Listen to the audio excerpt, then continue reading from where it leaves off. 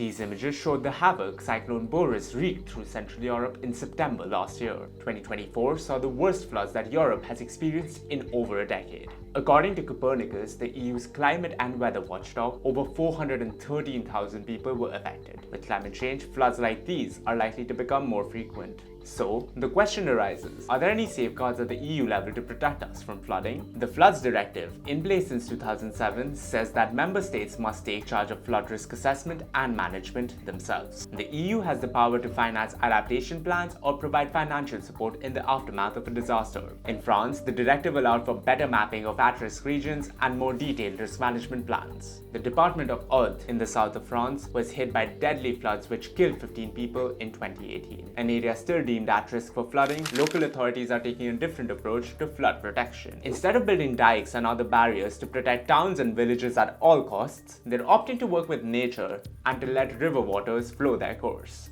During the 2018 floods, the town of Vigayen lost 4 of its residents and much of its local infrastructure, like houses and this bridge across the river Trappel, was destroyed. Claude Rossel was one of those affected.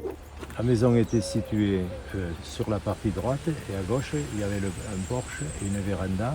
Mon fils avait un studio au fond du terrain et il a été emporté en revenant vers la maison.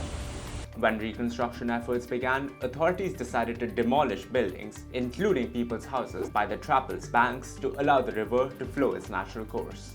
En tant que maire, c'est compliqué, mais c'est surtout beaucoup plus compliqué pour les propriétaires des maisons, parce que certaines maisons étaient anciennes, il y en a une qui avait 400 ans, des gens qui habitaient dedans, c'est la 4e ou 5e génération pour d'autres maisons.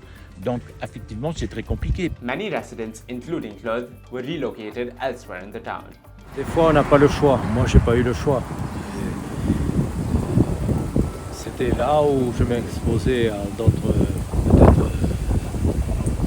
devoirs. In the neighboring city of Trèbes, buildings surrounding the Aude River were also demolished to allow the waters to take their course. Ce sont d'abord des bâtiments publics qui ont été rasés, une piscine municipale, un camping, une école, et ensuite des maisons. La rive droite sur laquelle nous sommes du fleuve Aude va être rendu, si j'ose dire, à la nature avec une pente douce qui va considérablement élargir le lit du fleuve et qui va permettre, en période de crue, de pouvoir absorber des hauteurs d'eau plus importantes que ce qui a été fait. Mayor Minassi says that this plan will help bring down the height of flood waters by half a meter. During the floods of 2018, Trèbes saw 6 of its locals lose their lives. So, what do residents think of the mayor's plan?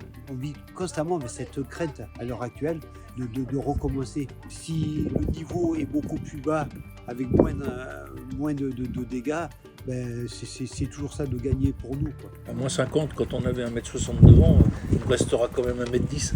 Donc on sera quand même les pieds dans l'eau. The plans to expand the Aude's riverbanks in Trèbes are set to begin in September, with a price tag of 2.5 million euros. For more on how Europe deals with natural disasters and climate change, follow ChatEurope.